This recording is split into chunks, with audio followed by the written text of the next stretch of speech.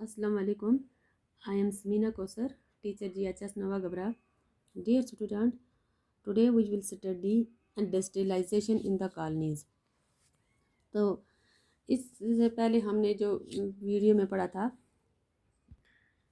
इससे प्रीवियस वाले हमने जो वीडियो में पढ़ा था, प्रीवियस वाले पार्ट में हमने ये जाना था कि कैसे इंग्लैंड में इंडस्ट्रियलाइजेशन आया था, लोगों और मशीन के दरम्यान में क्या कन्फ्लिक्ट हुआ था। इस चैप्टर में हम जानेंगे कि ब्रिटिश कॉलोनी इंडिया के बारे में, कि वहाँ पर इंडस्ट्रियलाइजेशन कैसे आया। शुरू करते, जब तक इंडस्ट्रियलाइजेशन मशीन नहीं आया था तब तक इंडियन टेक्सटाइल फूड मार्केट को डोमिनेट करता था। इस सब के बारे में हम पढ़ेंगे। इससे पिछले भी हमने पढ़ा था हैंड लेबर, स्टीम पावर के बारे में पढ़ा था। तो आज हम ये जान इसके बारे में पढ़ेंगे। The age of Indian textiles. Before the age of machines, industry, silk and cotton goods from India dominated the international market in the textile were produced in many countries, but the finer varieties often came from the India. Armenia and Persian merchants took the goods from the Punjab to Afghanistan, Eastern Persia, and the Central Asia. Bales of the textiles were carried on the camel back via the northwest frontier through the mountain passes and across the deserts. A vibrant sea trade operated through the main pre-colonial ports. Surat on the Gujarat coast connected India to the Gulf and the Red Sea ports. Masulipatam on the Coromandel coast and the Hooghly in Bengal had trade links with the Southeast Asian ports. तो इससे पहले जब क्या हुआ था, before the age of machines industries, जब machine नहीं आई थी, इंडस्ट्री नहीं आई थी, तो ये जो सिल्क था, सिल्क एंड कॉटन्स जो थी, ये वर्ल्ड को, इंटरनेशनल मार्केट को क्या करती थी, डोमिनेट करती थी। तो ये जो हुआ करती थी, तजारत हुआ करती थी, आर्मेनिया एंड पर्शियंस के जो मर्चेंट्स थे वो चीज़ों को लेकर, सामान को लेकर जाते थे पंजाब से अफ़गानिस्तान तक। तो इसी तरह पहले जो तजारत हुआ करती थी वो कौन से पोर्ट्स थे, पहले कौन से पोर्ट से तजारत हुआ करती थी, Surat on the Gujarat coast से कनेक्टेड, इसी से ये कनेक्ट था India gulf and Red Sea ports के साथ। मसूलीपट्टनम जो है on the Coromandel coast and Hooghly in Bengal है trade links with the South East Asian ports के साथ। इसका क्या था, तजारती। A variety of the Indian merchants and the bankers were involved in this network of export trade. तो बहुत सारे जो इंडियंस मर्चेंट थे, सौदागर जो थे, और जो बिंकर्स थे, पैसा देने वाले थे, वेर इन्वॉल्वड, इसमें शामिल थे, इस नेटवर्क में क्या थे, ये भी शामिल थे। Financing, production, carrying the goods and supplying the exporters. Supply merchants linked the port towns in inland regions. They gave the advances to the weavers, pursued the woven cloth from the weaving villages, and carried the supply to the ports. At the ports, the big shippers and the export merchants had brokers who negotiated the prices and bought the goods from the supply merchants operating inland. तो इसी तरह ये जो Indians merchant थे, bankers ये थे, ये सब ये नेटवर्क इनका बिछा हुआ था। ये तजारत करते थे, पैसे देते थे वीवर्स को, एडवांस में पैसे देते थे, और ये क्या करते थे, तजारत करते थे। By the 1750 this network controlled by the Indian merchants was breaking down. तो ये जो नेटवर्क है 1750 में, ये सब कौन कंट्रोल करता था, इंडियन मर्चेंट्स को कंट्रोल करते थे। लेकिन ये आस्ता आस्ता फिर धीरे धीरे ये ख़त्म हो जाता है। The European companies gradually gainer the power. जो ही जो यूरोपियन कंपनी से ये पावर हासिल कर लेती हैं, first securing the variety of concession from the local courts, then the monopoly rights to trades. तो ये क्या करते हैं, सब कुछ तजारत जो करते हैं ये खुद ही करते हैं, ईस्ट इंडिया कंपनी वाले करते हैं, और यहाँ पर ये किसी को और तजारत करने नहीं देते। This resulted in decline of the old parts of the Surat and Hooghly through which the local merchants and had operated. तो इस तरह जो पहले पोर्ट्स थे, सूरत और हुगली जो थे, ये क्या हो गए, लोकल मर्चेंट पहले इस पर तजारत करते थे, ये सब बंद हो गए। Exports from these ports fail dramatically, the credit that had financed the earlier trade began drying up and the local bankers slowly went bankrupt। तो इसी तरह जो लोकल बैंकर्स थे, ट्रेडर्स थे, ये इन सब इनका जो तजारत करने का काम था, ये इन पोर्ट से बंद हो गया। In the last years of the 17th century, the gross value of the trade that passed through the Surat had rupees 16 million. By the 1740, it slumped to 3 million. While the Surat and Hooghly declined, जब ये इनका ख़त्म हो जाता है ये ports, Bombay and Calcutta grew, तो फिर नई तजारत कहाँ से होने लगती है, बम्बे और कलकत्ता से। This shift from the old ports to the new ones, ये जो शिफ्टिंग होती है ओल्ड पोर्ट से न्यू की तरफ, was indicator of the growth of the colonial power, ये हमें ये इसका साइन मिलता है, ये हमें पता चलता है कि ये जो इंडिया ईस्ट इंडिया कंपनी वाले थे उन्होंने किस तरह ये इस सब सिस्टम पे क्या किया, इन सब सिस्टम को आपने अंडर कर लिया। Trade through the new ports came to be controlled by the European countries, अब इस ट्रेड को कौन कंट्रोल करता है, यूरोपियन कंट्रीज करती है। And was carried in the European and was carried in the European ships.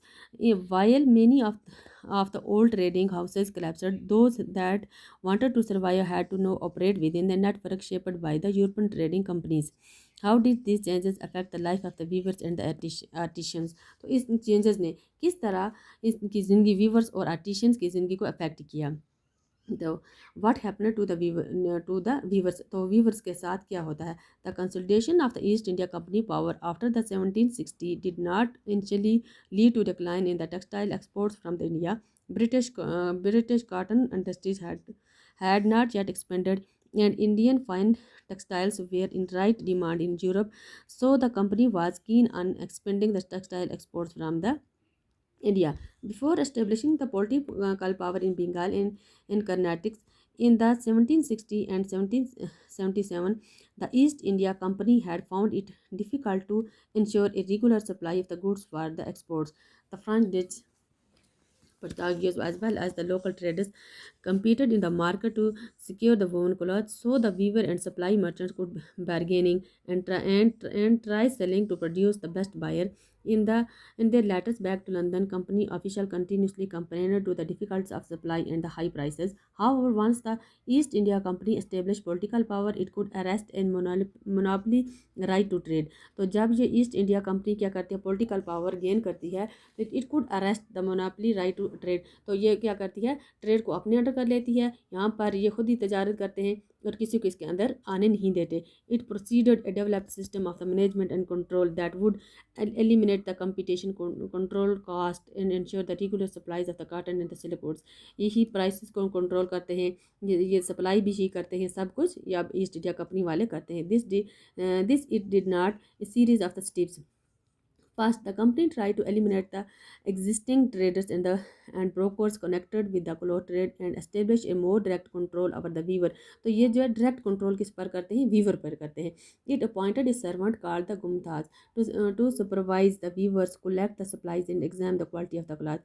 तो इन्होंने ईस्ट इंडिया कंपनी वालों ने क्या किया, उन्होंने एक पेड सर्वेंट रखा, उसको क्या कहते हैं, गुमथाज कहते थे। तो ये क्या करता था, सुपरविजन करता है वीवर्स के ऊपर, कोलेक्ट सप्लाईज वो और जमा करता था जो कपड़ा तैयार करते थे, in exam the quality of the cloth, और देखता था, ये जो गुमथा था ये देखता था कि इन्होंने कैसी क्वालिटी का कपड़ा बनाया। ये सब काम ईस्ट इंडिया कंपनी वालों ने किसको दे दिया, एक ट्रेड सर्वेंट उन्होंने रखा था जिसका नाम क्या था, गुमथा था, ये सब काम वही करता था। Second, it prevented the company weavers from dealing with other buyers. One way of doing this through the system of the advances, once an order was placed, the weavers were given the loans to purchase the raw materials of their production. Those who took the loans had to hand over the cloth they produced to the gumthas। they could not take it to any other traded। तो और यहाँ पर ये east India जो company वाले थे वो क्या करते थे, इनको एडवांस में लोन दे देते थे इन वीवर्स को, कि ताकि वो परचेज़ कर सकें रॉ मटेरियल और ये इस प्रोडक्शन का प्रोसेस जारी रख सकें। तो इस तरह ये क्या होता था, ये जो लोन लेते थे वीवर्स, तो इनको cloth they produced to the gumashta, तो ये जो गुमथा था ये इस क्या करता था, उसकी देखभाल करता था। They could not take it to any other trader, ताकि ये जो कपड़े वगैरह तैयार करते हैं ये किसी और ट्रेडर को ना दे दें। As the loans flowed in and the demand for the fine textiles expanded, the weavers eagerly took the advances hoping to earn the more. तो ये एडवांस में पैसे इसलिए लेते थे ताकि ये ज़्यादा अर्न कर सकें मुनाफा।